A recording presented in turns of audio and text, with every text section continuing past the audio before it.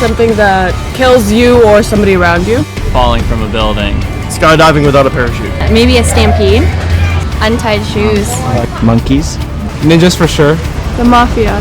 Bad takeout. Somebody with a samurai sword trying to chop somebody's head off.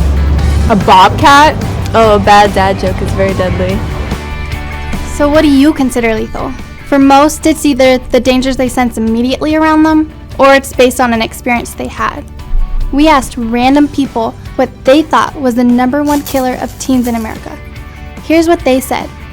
I want to say drunk driving. Drunk driving. Yeah. Sex, drugs, and alcohol. Possibly drug overdose? Drugs. Cigarettes? Drinking. Online dating. The #1 killer of teens in America is something we've all participated in. Reckless and distracted driving. We have all seen someone send a text while driving, post a picture, dig through a bag, or turn to talk to friends, all while supposedly keeping their eyes on the road. So, for the next few minutes, we want to show you the lives that have been shattered by reckless and distracted driving, and the simple things that you can do to avoid becoming a statistic. Yuba police say they now have a prime example of the damage distracted driving can cause. A Central California teenager is behind bars after a car crash that killed her younger sister. Live on Instagram while driving, her younger sister was killed. The crash was all recorded, and this is a distracted driver. There were 2 minors in the car, and they were not wearing seatbelts.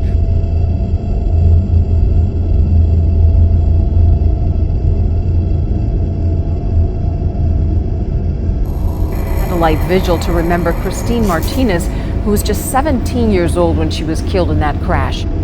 The 18-year-old Summer Solomon was behind the wheel when she lost control, the car rolling 3 times. Martinez ejected from the vehicle. Through tears and candlelight, they gathered, united in their grief, mourning a young life cut short. She was always so happy on the field. Loved ones say the losses are devastating. So what is reckless and distracted driving? Distracted driving is any time you have to take your eyes off the road, your hands off the wheel, or when your mind is not focused on driving for any reason. And reckless driving is speeding and acting like a total fool. Now for the simple part. How do we keep from needlessly dying in a car crash? That's easy. First, tell your friends that as much as you love them, to sit down and be quiet. Second, realize that you decrease the risk of crashing your car by 2,000% when you don't text and drive. Third, come to terms with the fact that you might have to wake up a few minutes earlier so you're not speeding or running stop signs while putting your life and the life of others at risk. Still not exactly sure what reckless and distracted driving is? Let's see what our resident experts have to say. Oh, it's on? Oh, hi, my name is Lex. Oh, and I'm Hayden. And we're here to help you save lives. Like mine. Because distracted driving is deadly. Better than my grandpa's farts. Gross, dude. Ew. And Grandpa's like, all you kissy-faced kids that drive. You boys are like, hey, baby, give me a kiss. And you guys like, oh, you're so hot. I'll give you all the kisses in the world. Besides being nasty, you're not looking at the road. And what's with you eating in the car? You have drink in one hand and a burger in the other. And think you could steal for your knees? You ain't Spider-Man. Do you really want your last meal to be off the dollar menu? And last but not least, your phones. It doesn't matter if you're driving hands-free, but when you're on it, you're driving brain-free. And taking pictures of yourself and texting your friends, that's stupid. Lex, no name calling. No matter how lame driving with your phone in the car is. Sorry. Not sorry. Well, a lot of you should be sorry. Seriously, you gotta cut the distracted driving. Put 2 hands on the wheel, eyes on the road, and your brain focused. The reason this is so important to me is that I recently lost my 19-year-old cousin, Christian, in a crash that was completely avoidable. And I miss him every day.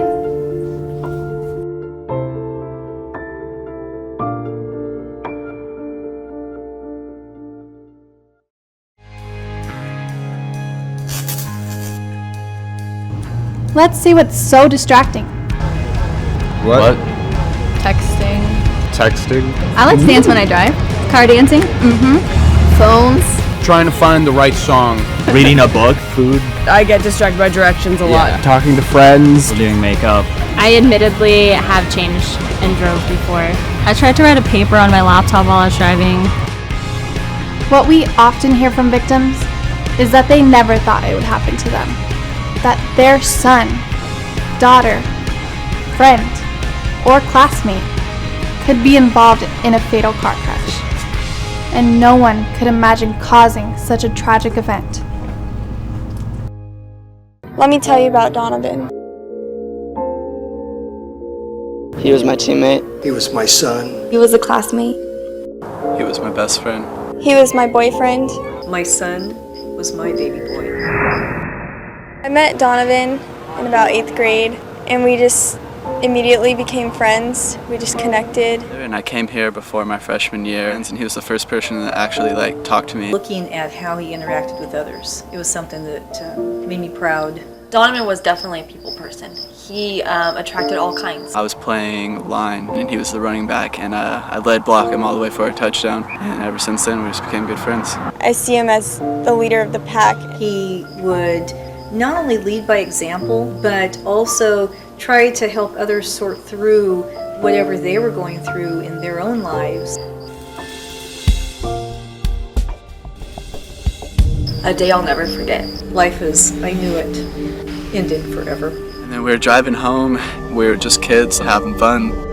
I was going over the speed limit excessively, and we were blaring the music up really loud. And I noticed that we were going pretty fast, and it was causing the car to swerve back and forth. And we were making fun of her, telling her can't you keep the car in a straight line? My response was, oh, like this? And I jerked the wheel back and forth. I remember all the sounds of the car crashing. I looked around and I see Donovan, but he wasn't moving. So I sat with Danica, kept telling her, Donovan's dead. Donovan's dead. I even remember calling out Donovan's name and hoping that he would hear me and just get up. The Madera Ranchos community is mourning the death of a teenager killed in a car crash early this morning. Not my son, not my boy. And I think that was one of the most painful things to experience, was hearing a mother cry about her son. The screaming of a mother just now finding out that her son is dead. And all simply because of something that was so preventable.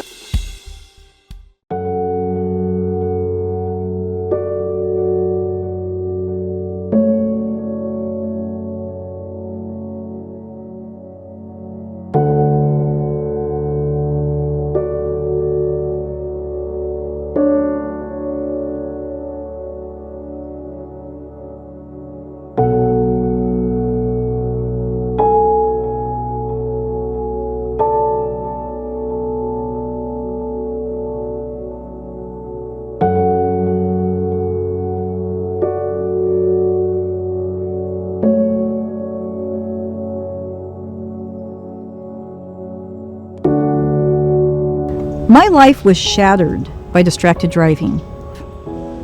The decisions made by everyone in the car, including Donovan, are what's responsible for his death. Were they bad kids? No. Did they make bad decisions? Absolutely. And my son Donovan, he knew to always wear his seatbelt. But why that night did he choose not to? I'll ask myself that question for the rest of my life. So why does my family choose to share our worst moment? Because we want each of you to remember that every time you get in a vehicle, you have to make good choices. Otherwise, it could be the last choice you make, as it was for my son Donovan.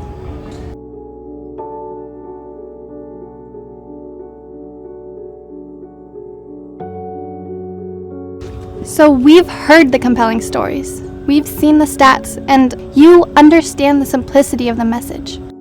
What is most lethal to young people is making poor choices in a car. The good news is that we have the power to change and stop the #1 killer of young people in America. When you are behind the wheel, focus on the road ahead of you and make good decisions each and every ride. If you're a passenger, don't distract the driver, and everyone gets to where they're going safely. Finally, visit whatslethal.com. Together, we can save lives.